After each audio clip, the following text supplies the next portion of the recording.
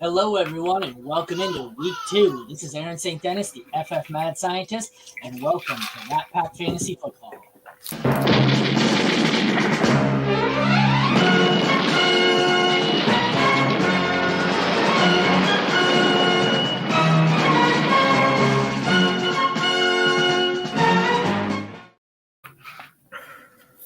Let's start the show off here with the most important question. Tanner, how do you do this, man? I haven't been clean shaven in like 5 years. It started by accident. I was trimming up and nicked the line, and I was like, oh, guess I got to shave it all, and I'm sitting here and I hate it. How do you do this? You just learn to live with it, man. I've always just told myself if I could grow a beard, it'd cover my jawline. So that's how I cope with having no facial hair. I was clean shaven up until probably age 30. And then the last 5-10 years, it's been kind of the scruffy beard, and I did it today by accident. I'm like, this feels weird. I look like I'm a fat 12-year-old. So, yeah, I'm a really out of shape 12-year-old is what I look like. So yeah, I'm almost 30, and I still look like I just hit puberty if I let my my face grow out for more than a couple days.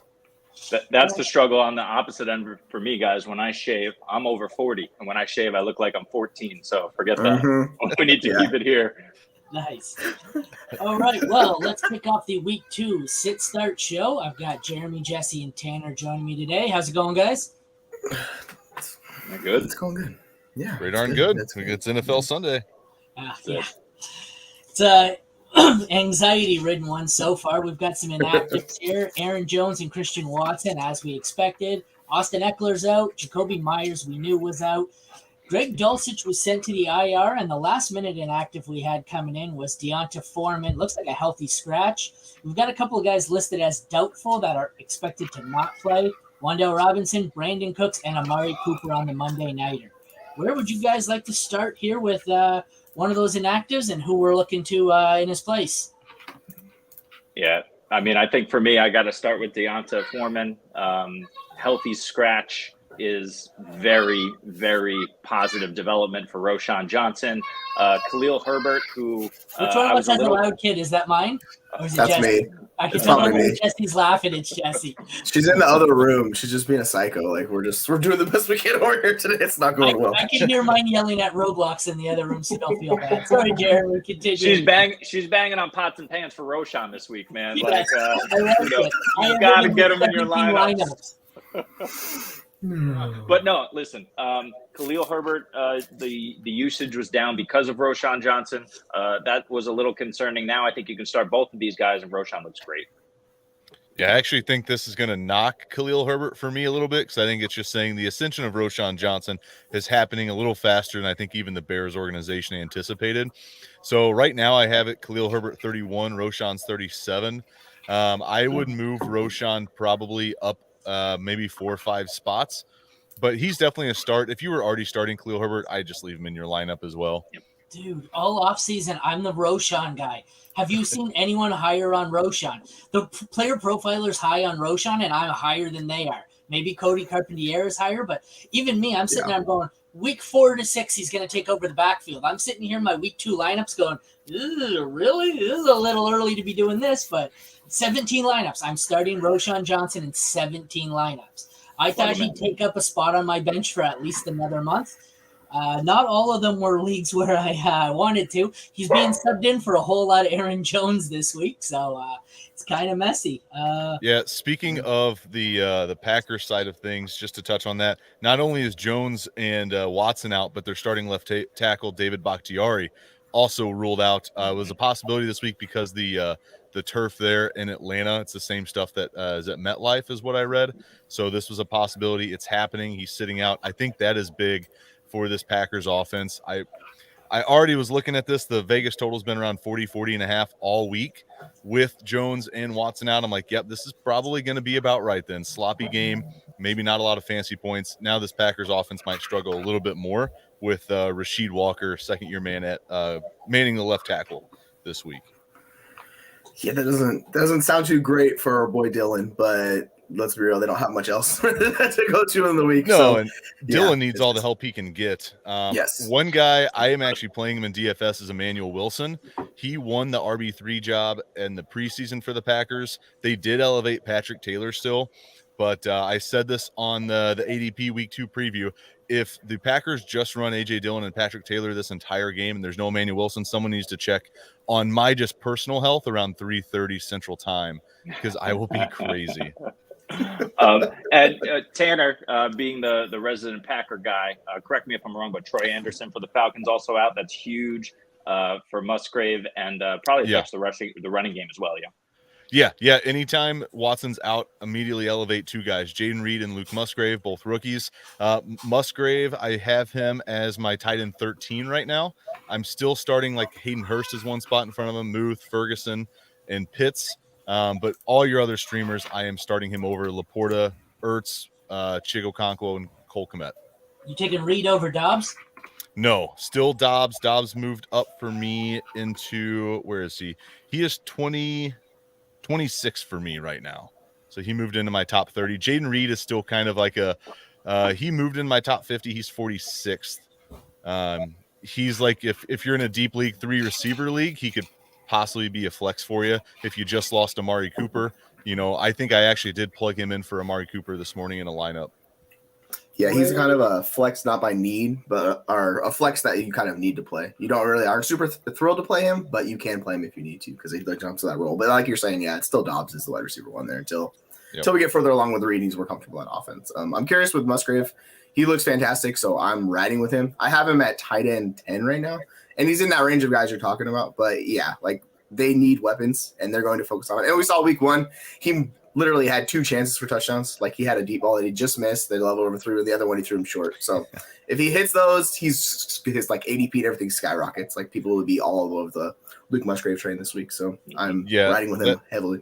That deep ball he had last week, there was no one around him, and the Soldier Field caught him on that one. He lost his balance, and so he should have had a touchdown last week.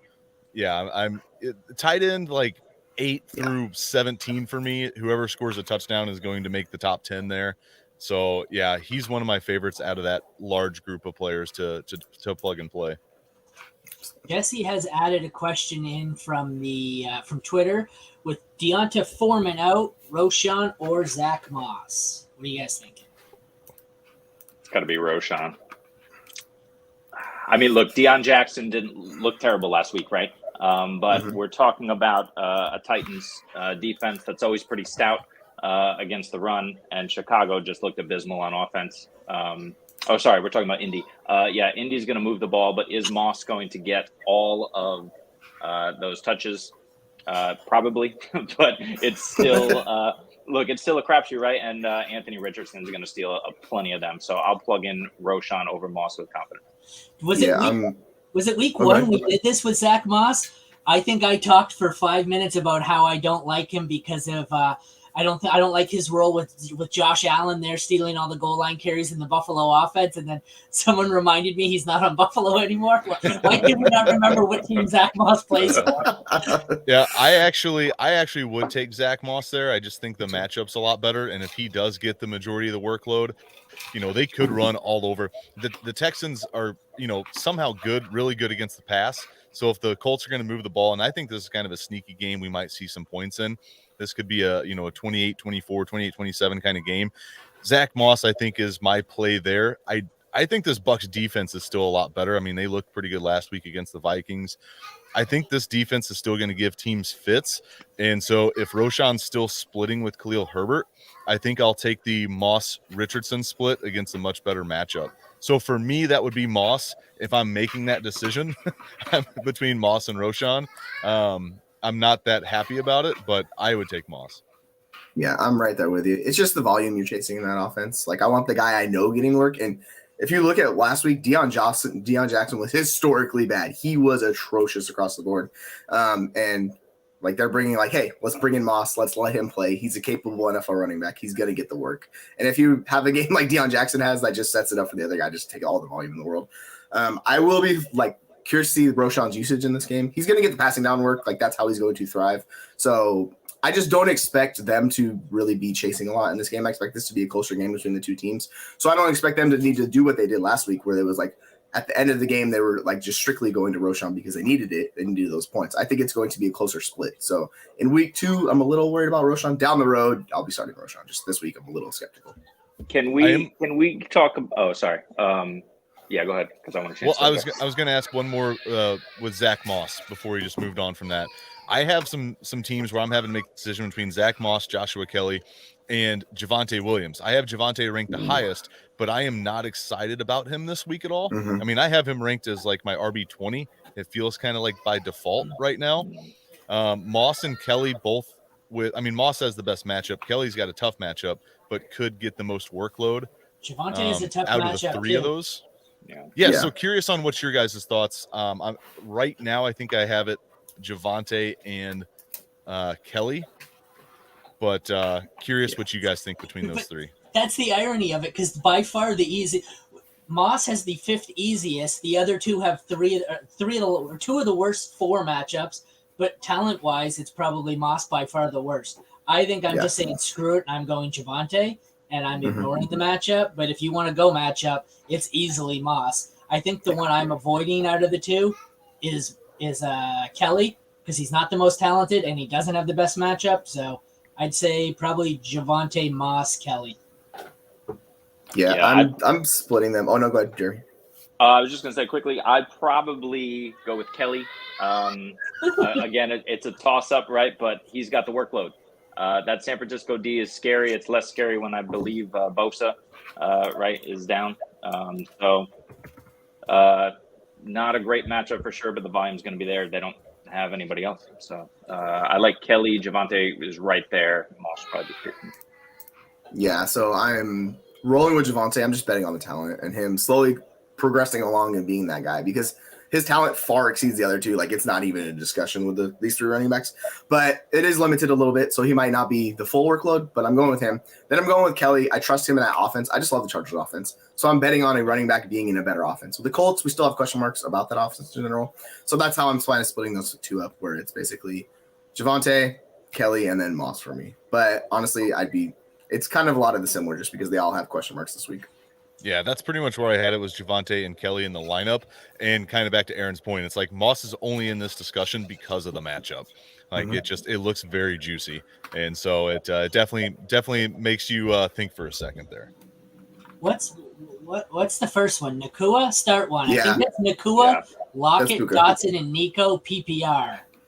So he's already starting Ridley, ARSB, and Diggs. Is that what's going on here? And then we have to pick one of the other 4. Yeah. I think, just a sec, you guys answer that. I'm going to scroll to my little wide receiver chart here while you guys answer. I want more information. Yeah, you're good. I'm not playing Nico with the Stroud injury. Like, I'm just going to not work. Like, we're just going to move that along because he's dealing with shoulder injury. I don't want to bet on him this week. I have Lockett ahead of Puka, but they're basically back-to-back, and then Dotson's a few spots below. So I have it Lockett, Puka, Dotson, Nico this week for me. I have it Dotson because of that's by far the easiest matchup. I know I get the Broncos, not a great matchup, but I have Dotson, Lockett, and I don't think I'm playing either of the other 2 because of the injury to Stroud and injury to Nakua. I'm not playing Nakua even if he's healthy. They got the Niners this week, right? Yep, that's my theory. Yep. If you read my start sit at all, my theory is every week you sit everyone who plays the Niners. So he is my least favorite of the bunch because I want, the injury, but I want nothing to do with the Niners. So I go Dotson, Lockett, Nico. Yeah, I have this. Most of these guys are jumbled up for me. I have Dotson the highest at 18, Puka's at 20, Lockett's at 22, Nico's down at 25. So for me, it's Dotson. That's who I'm rolling with there. Yeah, Dotson's nice. I agree with Nico with the shoulder injury, but how many targets was that last week? It was definitely double digits for Nico, right? He dominated looks. Really hard to sit him, but I get it. I really love Lockett, right? For me, over these guys, it's tough, right, in the pecking order to see how it shakes out, but that Detroit game should be there should be fireworks on the field, right? And I want pieces of high-scoring matchups, especially, Geno's going to look to get right after kind of floundering in the second half there. So give me Lockett, but by a hair. Yeah, that's why I'm chasing Lockett is because of that matchup. It's going to be a shootout. As long as they can protect Geno with the 2 new tackles this week, so both tackles are out, so they're not going to really be able to hit deep shots because they are going to be a quick passing game attack just because I think once the 2 tackles went out, it was a 50% pressure rate of his dropbacks, so it was atrocious. So they need to correct that and fix that. We'll see. They did bring in Jason Peters, but it's too early. He's not playing this week. So it's like Stone Forsyth and Cade. I can't remember his last name, but it's a guy you really don't want to start. I guess onto a player that I've acquired a lot this week. It's kind of scary. Greg Dulcich going on IR. Anybody else pick up some Adam Troutman this week? I've got a lot of leagues where I had Dulcich and I'm just completely screwed. I had to add a tight end because I didn't realize how much I had Dulcich, Kelsey, and Andrews until I went through and I said, God, I need to add a backup tight end here in case all 3 of these guys are out, and Troutman seemed to be the best available. Anybody comfortable playing Troutman this week? Do we think Sean Payton slept it all last night going, oh my God, I get to make Adam Troutman my tight end 1.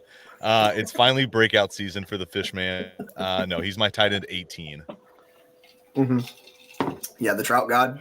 We are benching the Trout God. I really don't want to touch him. Like, he's just not that good of a tight end. Like, we know who he is at this part of his career. He's had multiple years to show us this. If you have to be in desperation mode. Yeah. He's not that good of a tight end, though. But the problem was, neither was Taysom Hill. And Sean Payton finds a way to get his guys on the board. It doesn't matter if you have talent. At least Taysom Hill's an athletic freak. Like, Troutman's not even an athletic freak. That's the thing. Taysom Hill's like the most athletic guy on the field. It's coming. I don't know. Maybe it's just I'm biased because I'm a Saints fan. I don't know. Troutman's pretty athletic. He's not an athletic freak, but he's not terrible, man. He's better than you might think. He got more looks than he should have last week, that's for sure. So let's have to continue with Russ and Peyton and the brilliant minds in Denver. It's just me. Oh yeah. It's just me. I mean, if you have no one else, yeah, you're playing him. But I have no confidence in that. So it's just like, well, all right, here it goes. All righty. Let's see. Jacoby Myers. Are we playing a Patriots receiver in his absence? I mean, Vegas receiver. If you're really desperate, you can. Sorry, Patriots. Sorry. Thank you. I was thinking for a second. If you're desperate and you need a flex play, I think Hunter Renfro's fine. He's going to see targets. He's stepping into that role. He's going to be living in the slot. So if you need someone in a matchup where they're likely going to be behind and chasing, it's not a bad guy to target. It's just, it doesn't feel good just because it's been a while since we've seen a good Renfro game. But yeah, I'm fine throwing him in there as like a flex play. I jettisoned any Renfro shares I had last season. He is completely off my radar, especially at Buffalo. I don't want anything to do with this passing game. And Jimmy Dropolo, as Jesse called him last week, I'm over it. I get it if you feel like you need it, but not for me. Yeah, Adams and Jacobs, the only 2 Raiders I would start at all. I'm pivoting. I think there's a lot more options out there. Renfro didn't even crack my top 64 in my rankings this week, so there's other spots to pivot. Mm-hmm. I pulled a question there from Twitter. What do you guys think? That's a whole lot of players for one spot. Dotson. I'm riding with Flowers. Like what I saw in week 1, I'm going back. I know Andrews is playing. I don't really care. I'm betting on the talent. Anyone that's that involved in an offense, like that's the guy I want. And he actually has a good quarterback. Like this is the thing with Dotson that sucks. Howell's not good. So until I find out Howell is a good quarterback, I don't want to bet on those guys, which it's super frustrating because we know McLaurin and Dotson are both really good wide receivers. Like that's not the debate. It's just the quarterback. So they always get pegged in my rankings a little bit just because I like look at their quarterback and I go, oh, Sam Howell. So yeah, I'm going to chase Flowers and then Lockett. If it's full PPR, I don't blame you for starting Flowers there. I'm still going Dotson. He's just my highest ranked. I think he has the most upside there. I do think with Andrews back, it caps Flowers' upside a little bit, but I'm not going to be surprised if he outscores all these guys. It is full PPR. I just forgot to add it in. Yeah, okay. Flowers for me too. I've just, ever since training camp, calling this guy joystick. He showed it last week. We love it. A-Chain for me doesn't belong on this list yet. I need to see it. He should be a dynamic talent, but Mostert is still going to dominate touches, and who knows what it's going to look like week on week. I'm fine with Dotson or McLaurin. The Denver defense slightly puts me off them, but not much. But yeah, I want Flowers over all those guys. I am putting Flowers in over Elijah Moore this week, keeping him in my lineup, which I feel like was a tough decision. But Flowers showed it, and with Andrews back, I mean, I'm just going to roll with him anyway. He'll see the number one number of targets, at least for wide receivers in Baltimore. All right, I guess let's roll through some of the 1 o'clock games here. How are we feeling? We'll start with the Bears and Bucks. How are we feeling about ranking I guess we'll call them 4 running backs here. We've got Tucker, Rachaad White, Roschon, and Khalil Herbert. Anyone want to rank the 4 of them? So I have I have Rachaad White the highest just because it's a volume play and it's an perfect matchup. So this is the chance, like if Rachaad White sucks again, I'm just going to jettison him out of here. But it's an ideal matchup. Like you want running backs facing the Bears. We saw last week they couldn't do a thing. So if he doesn't do it this week, he's going to severely drop in my rankings. But yeah, it's Rachaad. Then I'm going to go Roschon, and then I'll take Herbert, and then Tucker, the last guy. Yeah, I added a whole bunch of shares of Tucker this week because I think the answer to your question is Rachaad White sucks and he's getting dropped. Did you see? I was listening to FFT yesterday, and Dan Schneider tweeted out, a video of Rachaad White missing his gaps or whatever, and Rachaad White DM'd him and said, "You're correct. I have to be better with hitting my gaps." Oh. So that's nice. Maybe he's aware of it. And maybe he fixed the problem. But I have it. Roschon, I think both Bears. Roschon, Herbert, Rachaad White, Tucker.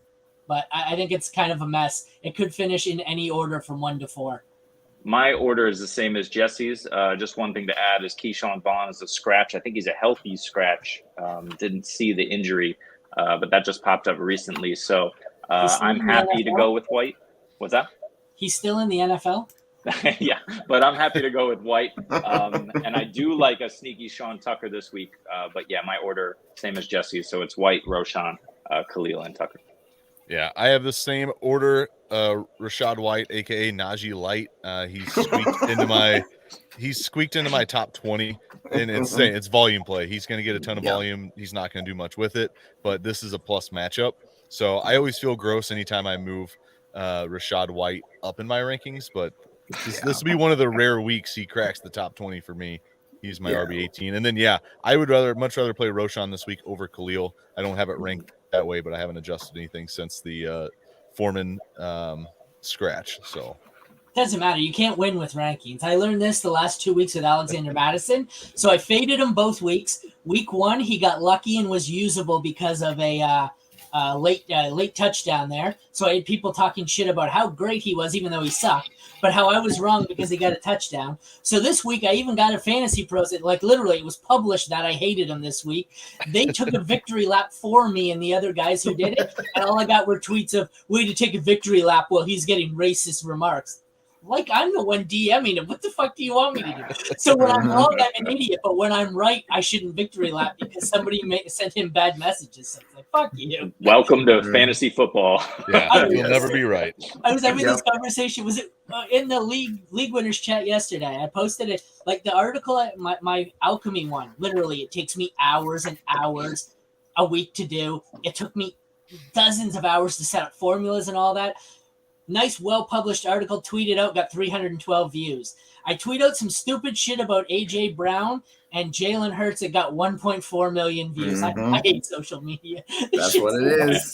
They want the stuff that's engaging. They're like, ooh, a tweet on this? That sounds interesting. Yeah, like that's just social media. And it's literally 1.3 million views of Eagles fans talking shit to Vikings fans. I'm like, I don't even know what they're arguing about. It's just stupid, but Fandom, man. Fandom's crazy. Yeah. How about the wide receivers? DJ Moore, Godwin, Evans. How are we ranking those 3? Evans, Moore, Godwin? I have it Godwin, Evans, Moore. So I was very intrigued by Evans' usage in week 1, where Baker was actually targeting him highly. So the fact they're not really, what worries me about Godwin is that like they're removing him from screens. They're not using him how he used previously with the screens. And that was a decent percentage of his targets overall. So yeah, I'm going to have an Evans, DJ Moore, Godwin for this week. We'll see how this matchup goes. We'll see, but I trust Evans more than I do Godwin based off of what I see. I have an Evans, Godwin, Moore in my rankings, but I think I'm going to move Moore up to second. I'm looking at my chart. That matchup is freaking juicy for DJ Moore. Oh, never mind. Could be Never big. mind. Sorry, I'm reading it backwards. I had it right the first time. Sorry. I'm operating. You can see my head turning. I'm operating like 4 screens at one time here. I read it backwards. It's not. It's a juicy matchup for Evans. That's why I have him so high. I stand corrected. Ignore my stupidity. Continue amongst yourself, gentlemen. That order is the same for me. You're going to go for the upside of Evans. Godwin needs to show that he's going to get volume in the same offense with the same crappy Baker Mayfield. If we're betting on Baker Mayfield at any point in time, just stop what you're doing and just close the computer and step away for 5 minutes. He threw the ball better than Fields last week. He looked so decent last week that I was absolutely floored. But yeah, it's the same order. Passes as a compliment for Baker. He looked so decent. So decent. I did my best. I did my best with that one. Wow. So I definitely don't like moving any Bucks players up in my rankings, much like Rachaad White. Mike Evans was one of my bigger avoids this offseason as well. I have 0 shares of him, but he just creeps up into my top 20 when he has these plus matchups. Yeah, I will say back to Godwin. If Godwin has a similar stat line, 5 for 56, something similar like that, where it's not very encouraging, he will definitely drop severely in my rankings moving forward. But he's another guy. I think he's just much more talented, and so I will still put him. They're literally back to back for me, 16, 17. Yeah. So this week it's still Godwin for me, and then I need to see a little bit more from DJ Moore before I move him in my top 20. I mean, he's still a wide receiver 2 for me. He's 23, so it's not like I hate the guy, but it's another guy. I didn't take a ton of shares of him this offseason just because I don't trust. This wasn't Allen getting his digs or Kyler getting his D-hop. This was not going to be that, and so I think he's got wide receiver 2 appeal, but low end at that. I got a quick start sit. I see it. Sorry, just a sec. Is that the one in the chat? I'll put it up. No, it's my own. It's, okay. DJ Moore or Jerry Jeudy. That's the injuries coming off of. I'll go DJ Moore. I'm gonna wait and see with Jeudy. Supposedly he's healthy, he's ready to go, but whatever my thought process is injuries is when guys comes back, I like to wait a week and just see how it works out. Yeah, I have Moore at 23. Judy's at 29. I'm actually starting Josh Kelly over Jeudy in one league just because I'm just a little scared of him first week back, like you said. Yeah. And this Denver offense may not be anything different than it was last year. I mean, they literally scored 16 points after a year where they averaged 16 points. So if I can sit Jeudy this week, I'm sitting him. Yeah. Roschon, Woods, or Edwards. This is Roschon easy for me. Yeah. It's also SFB scoring too. So I'm bumping Woods to below the 2 of those guys, for sure. So it's Roschon. I agree, but just all that. What is our thoughts about the Baltimore backfield and how it's going to shake out? No, I have no clue. No, I can't figure it out. Literally, that's the cluster. I'm trying to avoid it, honestly. Yeah, but I mean, what did Justice? He was 8 carries for 9 yards or something last week. He was not good at all, and people are pumping him up. I'm like, let's hold off a little bit. They're both going to be involved. I just don't trust either one of them, honestly. So I'm going to chase other positions. Yeah, I have Gus. I have it Gus, Justice, then Melvin. Wouldn't be surprised if Melvin leads the team in carries this week at all. Right. But I don't think these 3 are going to be the answer this year. So I still think someone's coming in at some point. So right now I'm not investing anything in any of them. But if I have to start one, it's Gus. Doesn't Fournette seem like a Raven? Doesn't he just seem like a Raven? I feel like it's Kareem Hunt. Yeah. I think it's bring them both in. Whoever's slower, that's who they'll sign. Yeah, that's fair. It always works out. Whoever they sign will be the best running back on the roster. Jack has come back to talk shit to me. I went on their podcast. I don't know what I was doing some prep work yesterday, and I happened to click on YouTube, and they were live. So I said, fuck it. And I went in and watched it. I don't ever watch any podcast, really, but I went in, and he had sunglasses on in the stream. And so I don't know why, but somehow it turned into me roasting Jack for 45 minutes. So Jack has decided to fire back with some shade comments here. He needs upside, though. James Cook or Gabe Davis. Who are they playing? I forget. Is that the Vegas? This is the matchup you play, Gabe Davis. If you're chasing that moonshot, if you really need the boom week, I'm gonna go Gabe Davis. Outside of that, I'm playing James Cook across the board. I love James Cook. I think he's very good. But if you need a 40, you need a burger like that, just throw a Hail Mary on Gabe Davis because this is the type of matchup he could do that. If he doesn't need upside, it's easily Cook for me. Yeah, I'm still starting Cook here. He's much safer. Yeah. Yeah, Much yeah. I safer. even though I'm chasing upside, I would still rather take the volume of Cook this week and see what he ends up with, because Gabe Davis could very well get you 5 points again. Mhm. No, but he could also drop 2 long touchdowns, like score That's 2 the long thing. touchdowns. Yeah, but He could James- drop them as well. Well, yes, he yes. could. But also Freudian slip. James Cook could find the end zone. Like, he has just as good a chance of finding the end zone twice. So to me, it's James Cook still. I actually have a James Cook start sit question for you guys as well. James Cook or Miles Sanders? Cook. I don't like Sanders. I don't like the way they use him. Oh, he's got the Saints, just- doesn't he? Yeah, the Saints. Who? No, Nope. Sanders. Yeah, I'm I'll going take Cook. a much easier matchup there. Give me Cook by a mile. Full PPR, if that helps his question. I think it's still Gabe Davis for me if you want to swing for the Yeah, fence. But That's where I'm at with it. If you really need to swing, I'm gonna go Gabe Davis. Outside of that, I would just play Cook everywhere else. yes, sorry, it was James Cook for me, easily over Miles Sanders. I hate that matchup. That's gross, and I love the matchup for Cook. I just, like I said, if we go back to this one, it's Gabe Davis because I think he's more likely of to put up the 40 points he's down by already. But that could just be me subconsciously trying to sabotage Jack's team. So maybe the answer is James Cook. All right, so we already talked Packers Falcons here. The next one is kind of messy. It's Colts and Texans. So we're starting Richardson, low end QB1, and sitting Stroud. That's the way I'm looking at it. With that injury, I mean, you could play Stroud out of desperation, but I really don't want to do it. I'm skeptical of the week 1 how that went. I want to see a little bit more from him before I'm putting him in any of my lineups. You weren't starting Stroud anyway, but that matchup is juicy. But you weren't starting him anyway. So It is a Yeah, juicy Richardson is QB10 for me. one. All right, the running backs, Moss and Pierce, both flex options, really. Like, Pierce looked terrible. Like, he was Alex Madison last week. Yeah, Pierce, it's same as Rashad White. He was a guy I was drastically avoiding this entire offseason because I just did not see. What really helped him out last year is Lovie Smith didn't care what the score was. He still ran the football. This is a whole new coaching staff that's not going to do that. And so when they're getting blown out, I mean, Pierce is not going to get all the work still. And this is actually the game that you can play him. So if you have him, play him. He's a top 20 running back for me this week.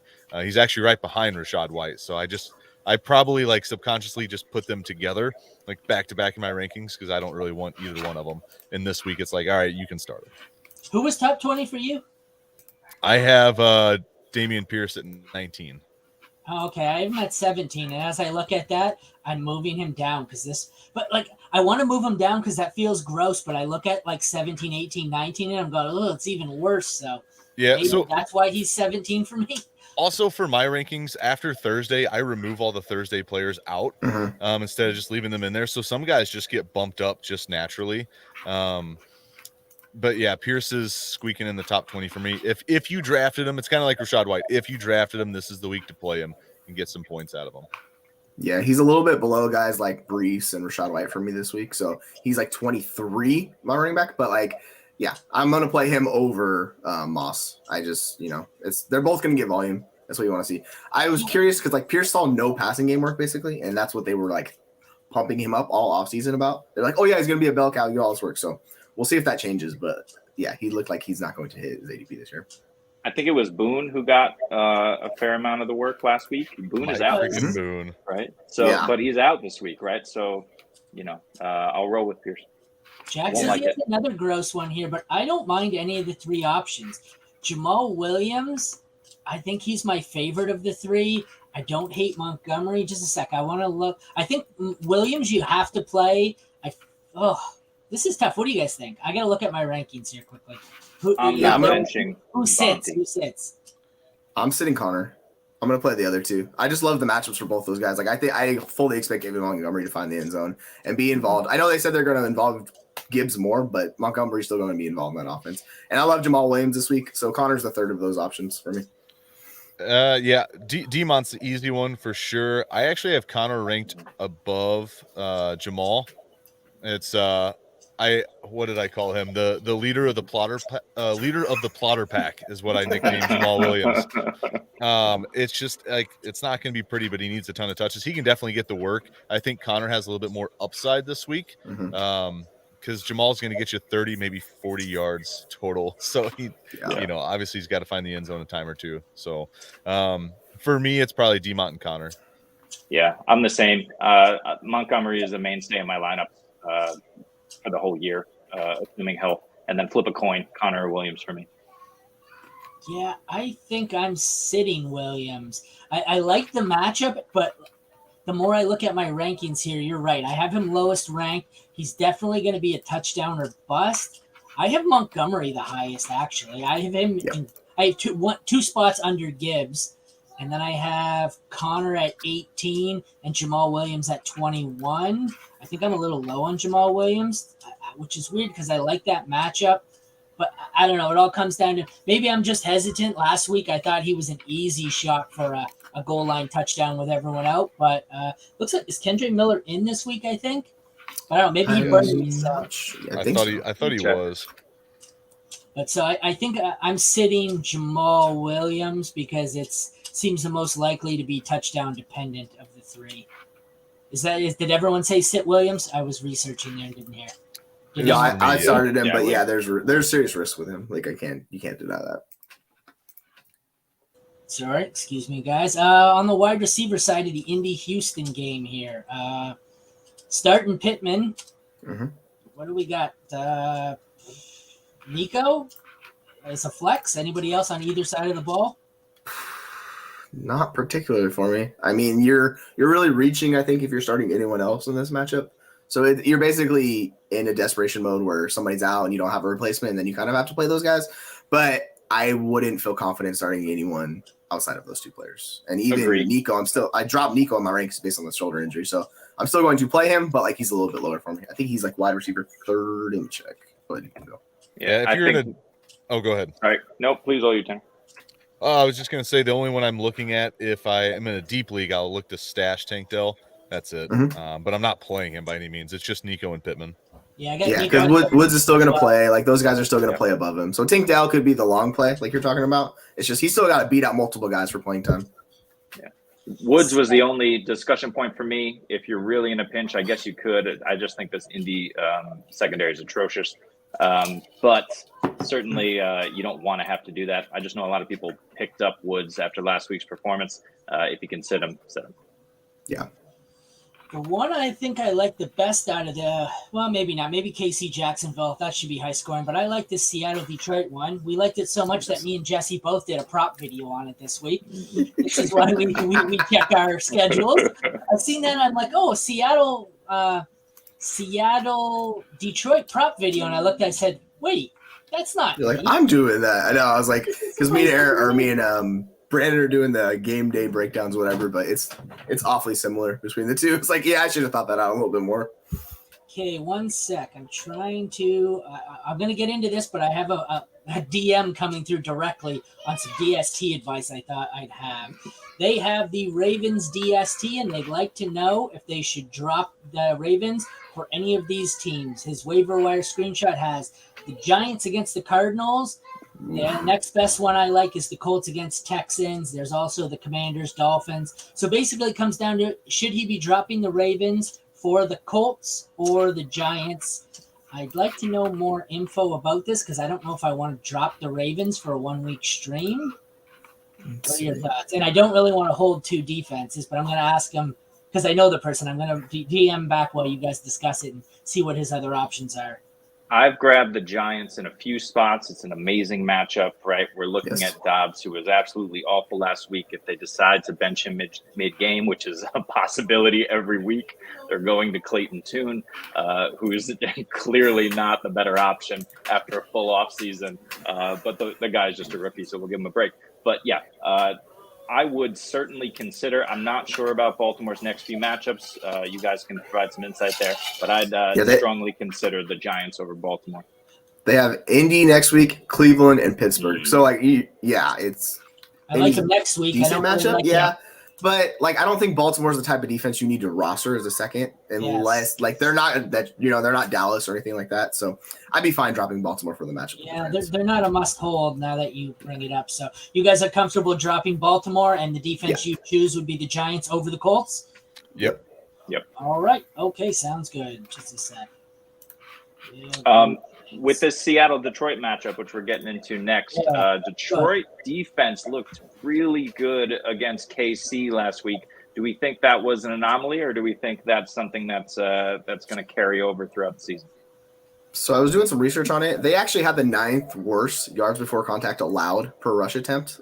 So Seattle should that's where Seattle is going to find their success with Kenneth Walker, is like generating the lanes, opening up holes, and let Walker just be the explosive back that he is. So I think it looked good for them from a pressure rate, but like Mahomes is an alien. You can't sack Mahomes. It's the weirdest thing. He's an incredible, he just avoids it and finds ways to get out of it. So Seattle's going to have to go to a quick game. They're getting Geno's not that type of quarterback. So I expect the Seahawks to be a quick game, and they're going to involve Walker heavily. So yeah, I just expect both offenses to be dynamic. I saw Seattle's defense just get shredded by the Rams last week, and now they're walking into this matchup. So yeah, I'm not enthusiastic about their defense, to tell you the truth.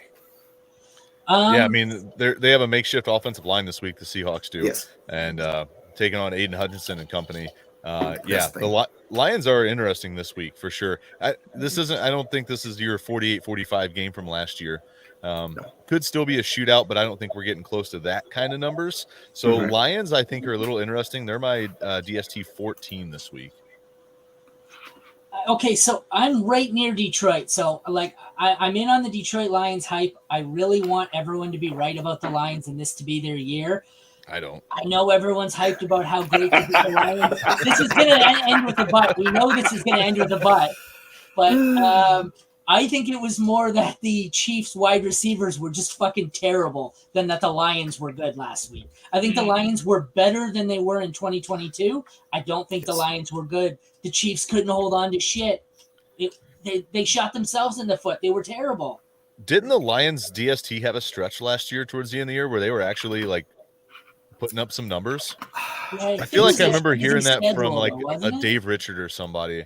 They had a 4 or 5 week stretch towards the end of the year when they were actually winning games, that they were actually kind of becoming a tough matchup. Maybe it was just for running backs, but I'm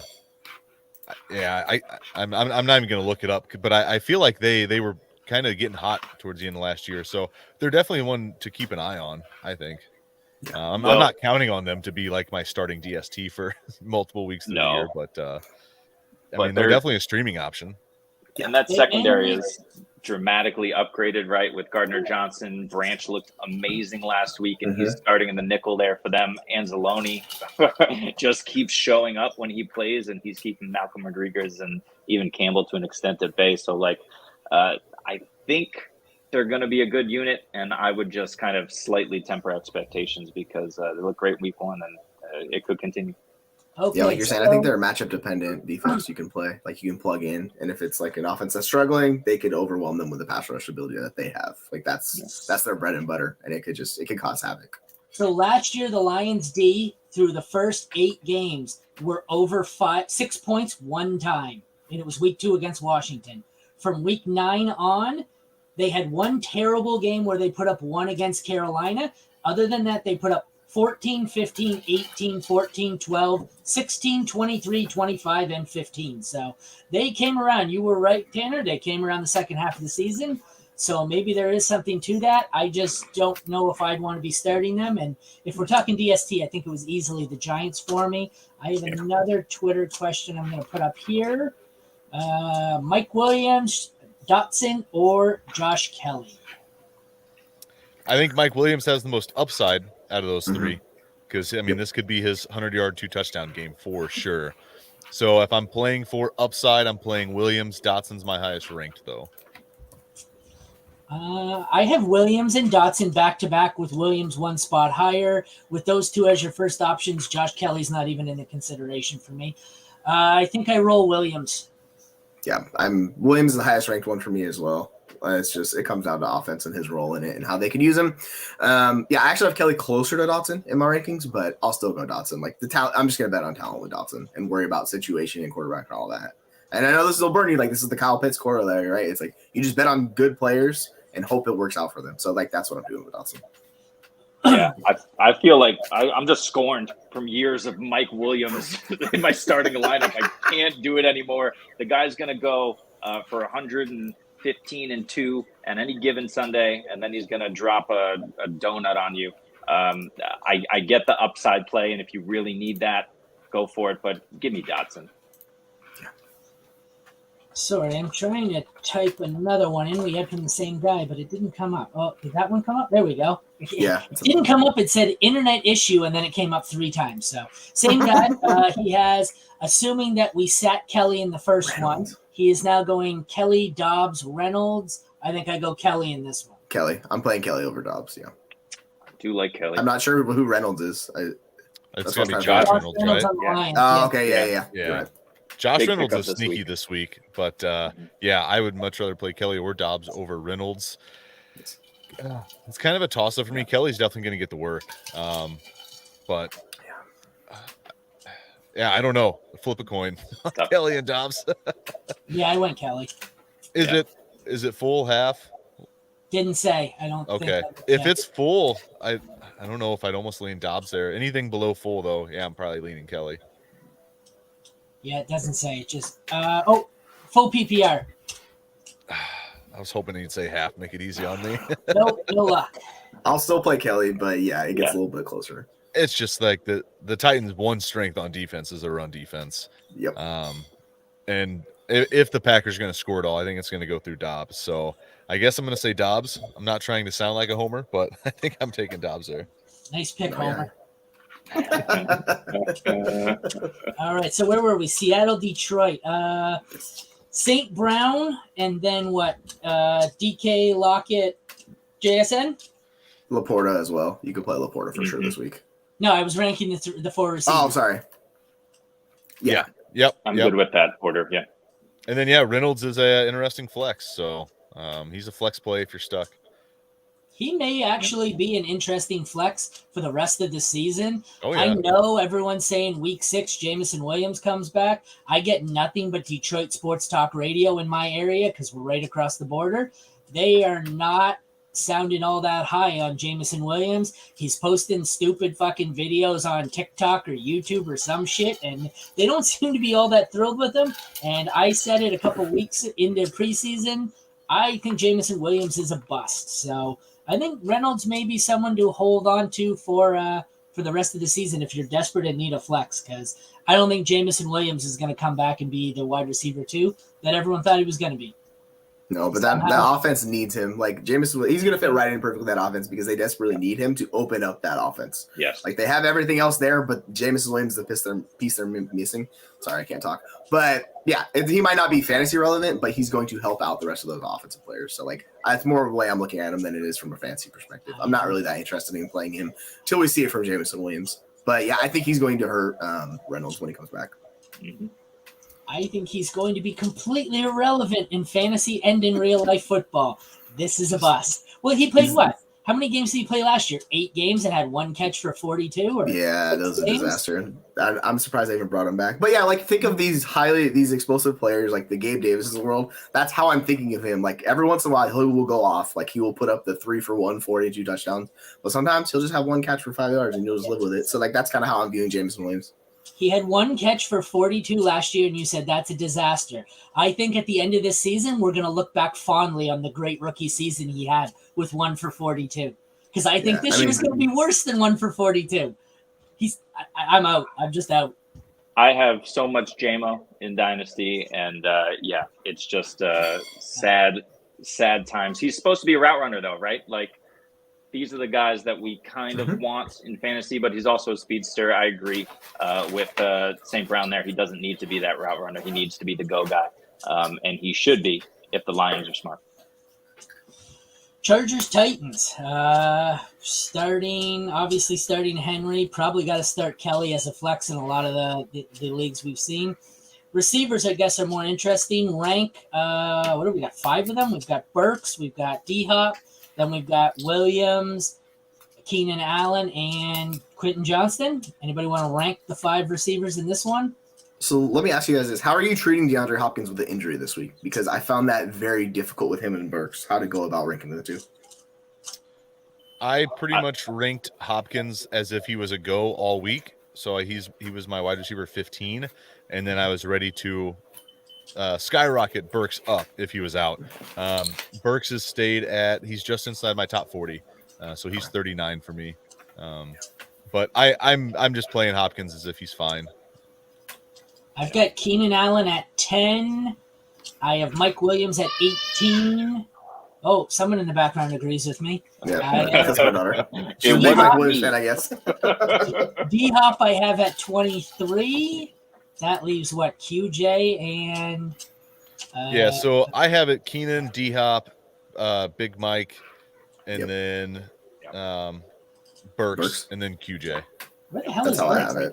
Burks, wait. Oh no, Burks is okay. I got Burks at 40. So I'm intrigued by Burks. Like if I'm someone that just lost Amari Cooper, I might plug Burks in.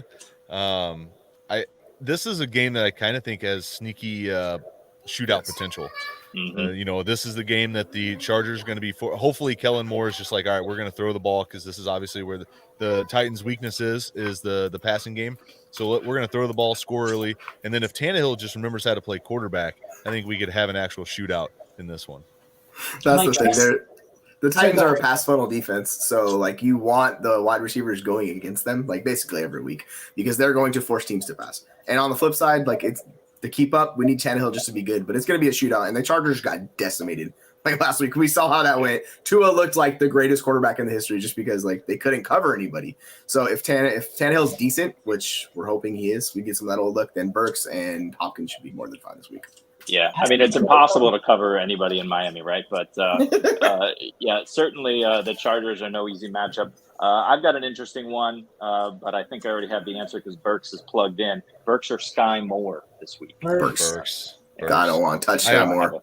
Yeah, I'm not quitting on you, Sky, but I am sitting you this week.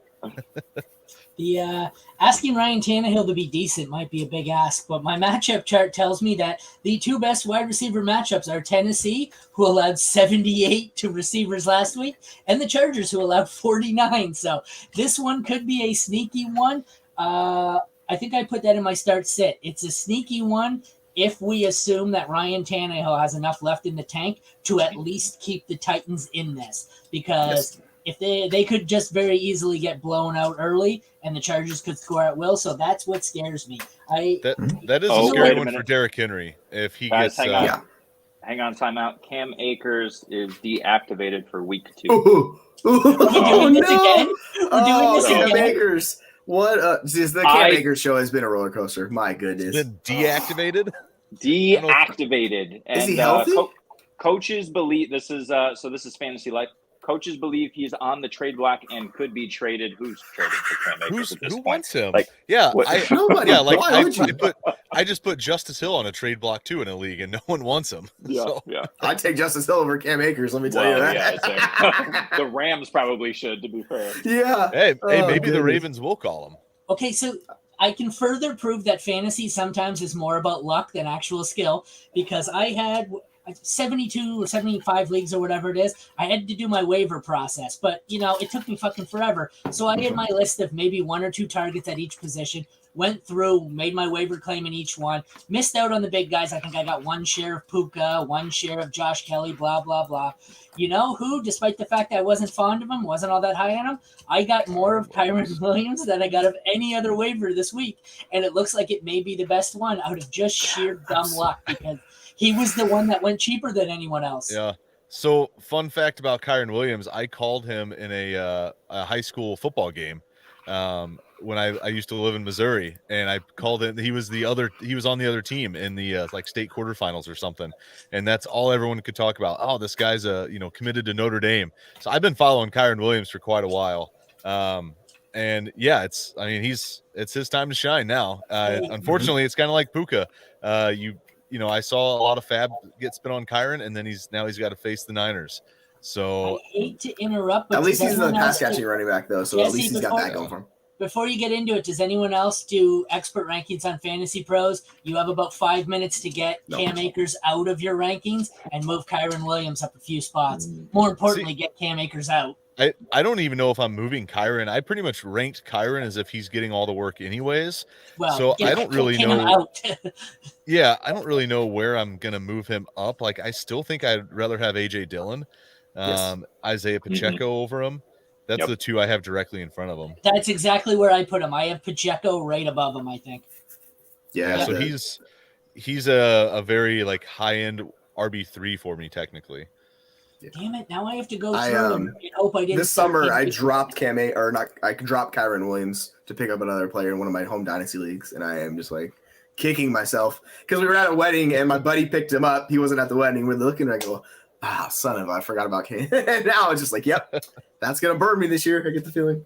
You know what the single greatest feature is in fantasy football? Sleeper's ability to just go in and click on a player and see all his availability in every league. Yes. So now I can go on and just find the one league where I actually do own Akers, and I can make sure I didn't play him. Instead of going one by one. Oh, I love it. Where were we? Chargers. I don't know, but we got 4 minutes, boys. Yes, we do. We got any more questions in there? No? Okay, so let's move on to Baltimore Cincy. Are we just assuming Cincy bounces back here? Yeah, that's what I'm treating it. Starting Mixon over any Baltimore running back, I assume, and starting the Bengals receivers over any Ravens receivers, I'm assuming, excluding Tyler Boyd, obviously. I mean the big two.